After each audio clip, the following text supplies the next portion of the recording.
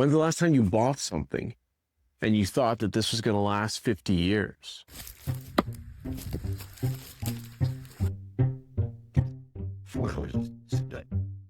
My friend the other day told me I needed to get a mechanical wood splitter. And this obviously isn't great for splitting large pieces of wood. This is just a little hatchet. And it's more suitable for kindling. And when I picked it up, I fell in love with it right away. I felt like holding it was like I was holding a piece of history. There's this little engraving on here that shows its weight, 1 3/4 pounds, and with that letter M. And as I looked at it, I just felt like the way that it was written just looked really old and just like took me back in time. And then looking at the back of it, the hammer strikes from how it was formed just sent me back to almost a different era. And I don't know what it is about this. I had a proper axe, which I broke and I had to rehang, which actually was a fun process. But that process of rebuilding that axe just made me really thoughtful and intentional around how we want to build this homestead. We're super blessed to have 18 acres of land, and God has put a vision on our hearts for this land that's much bigger than us. There's tools, there's efficient ways of doing things, there's fast ways of doing things, there's cheap ways of doing things. And what I'm beginning to recognize, and what I feel like this axe is showing me and reminding me, is I want to do things well. Whoever made this made it well. It's really beautiful. It's really a nice tool. It was thoughtfully made. It was made to last. I don't know how old it is, but again, the hammer strikes on the back and the little etchings that are in it make me think that it's a little bit older. I asked ChatGPT to try and tell me how old this was, and it's probably roughly 50 years old. And, in the grand scheme of things, it's not the oldest thing in the world. But if you ask yourself the question, when's the last time you made something that would last 50 years? When's the last time you bought something and you thought that this was going to last 50 years? And the way that we're building this homestead is really starting to think in terms of generations. I'm beginning to think beyond myself. What can I build here for my family, for my children, for my grandchildren, that they can walk into?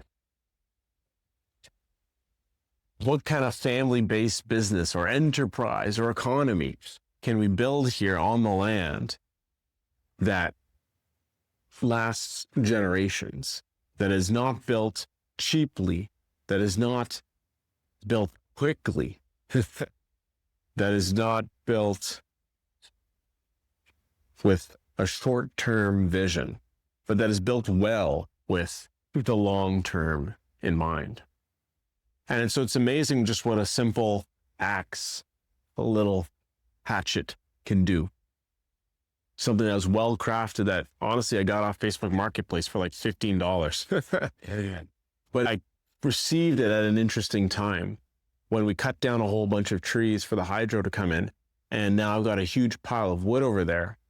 And I'm told that I should get a mechanical way to chop the wood. And I think I'm going to say no.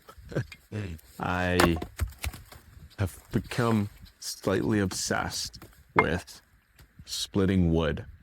It's so good for your body, but it's also amazing for your mind. I just get so still when I'm doing it. It's like I just stop thinking about the world around me. A couple of times as I was finishing up school, I would just come here and just split wood for no reason. We didn't need extra.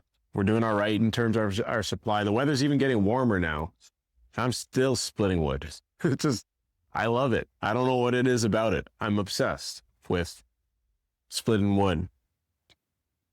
But this axe, like I said, something well made, something made thinking beyond yourself, thinking beyond the immediate, thinking for generations to come. That's how we're building Fruits First. That's how we're building this homestead. That's what we want to leave to our kids and for our family and for our community. And my prayer is that this model of whatever it is that God puts in our heart, and as we build it and as we develop it, that it's not just for us, but it's for the people around us as well, our neighbors, our community, people in different countries. Because we're losing something in society. We live in this society where, if you break something, you throw it away. We live in a society where things are designed and built intentionally to break so that you will buy a new one. And so as we build out this homestead, this little axe has me thinking and reconsidering how we do things in society today. It has me reconsidering the choices that we'll make. And although it might cost more money in the short term, is that a better long-term decision? Because there's this idea, there's this trade-off called the time, quality, cost trade-off, where there's these three things: the time, the quality, and the price. And you can only have two. So if you want something that is inexpensive and fast, the quality is going to be low.